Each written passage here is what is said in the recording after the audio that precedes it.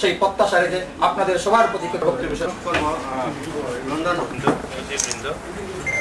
পক্ষ থেকে হাজার বছর সম্মানিত সভাপতি উপস্থিত হয়ে গৌরবান্বিত করেছেন নির্বাচনী সদস্য হিসাবে দাঁড়াইবেন, আপনাদের সবার উপবিষ্ট যুক্তরাজ্য সংক্ষিপ্ত বক্তব্য নিয়ে আসেন।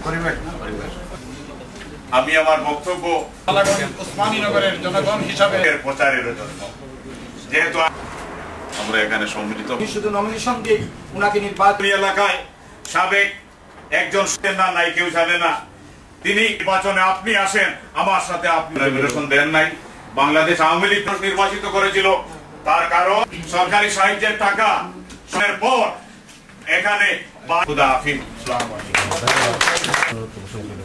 সম্মানিত উপস্থিতি সহযোগিতা করেছিলেন। আগামীতেও আমাদের